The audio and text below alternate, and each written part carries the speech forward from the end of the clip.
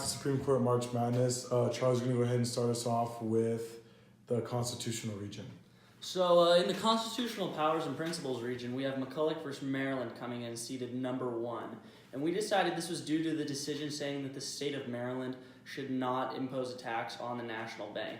This then allowed Congress to establish the national bank and declared it that federal laws have supremacy over state laws. Maryland had no power to interfere with the bank's operations by taxing it, and we felt this was really important. At the other end of the bracket, we have Tinker versus Des Moines, which comes in at seed number 8, and we felt this was simply because the court decided just to uphold the idea of freedom of speech. The issue came from students during the Vietnam War era wanting to wear black armbands to protest the war.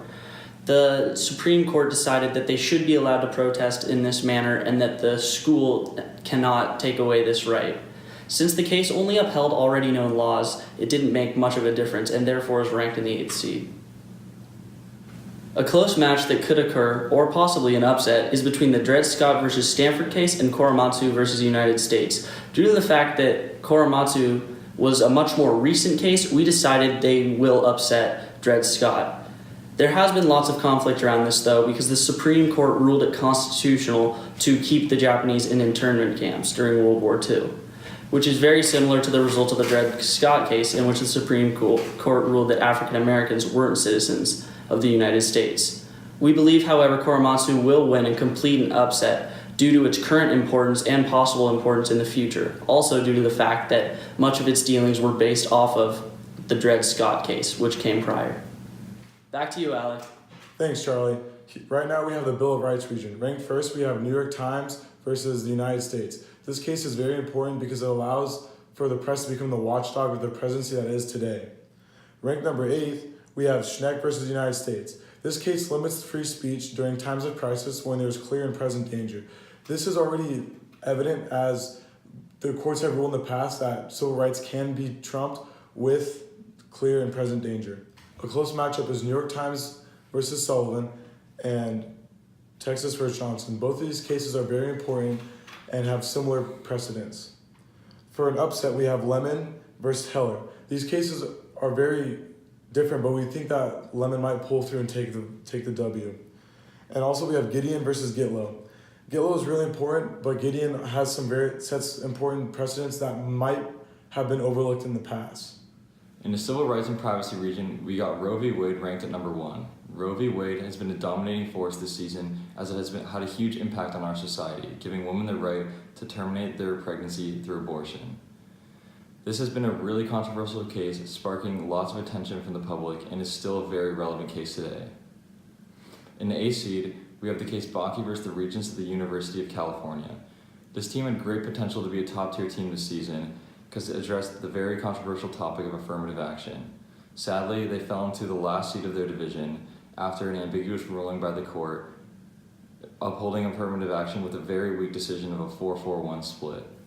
An extremely key matchup will be in the second round when Oberfeld vs. Hodges and Brown v. Board play, assuming that they both make it to the Sweet 16.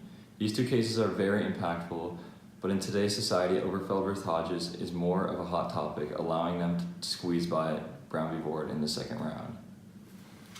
Assuming that both the 1 and the 2 seeds make it to the Elite 8, we think that Oberfeld vs. Hodges will upset Roe v. Wade in an extremely close game.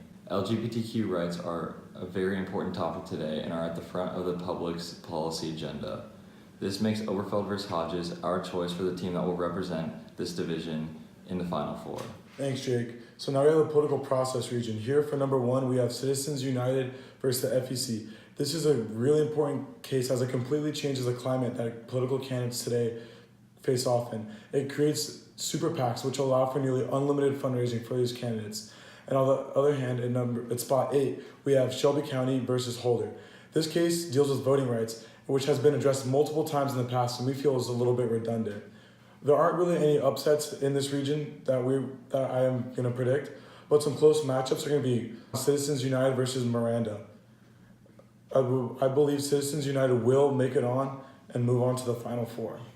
For the Final Four, we predict that McCulloch versus Maryland will match up with the New York Times versus the U.S. on the left side of the bracket. But we believe McCulloch versus Maryland will win because it sets a better precedent and is, in our opinion, more important than the New York Times versus United States case. How's the right side of the bracket looking, Alec? Well, we have Oberfell versus Hodges paired off with Citizens United versus the FEC. But we believe Citizens United versus the FEC will move on as it has a bigger impact on the political climate and the people moving forward. In the championship match, we have Citizens United versus the FEC facing off with McCulloch versus Maryland. But we believe McCulloch versus Maryland will take the win as the case's precedents have been used more times throughout history and has a greater impact on the face of our nation. Thanks, guys, and that has been our prediction for March Madness Supreme Court Edition.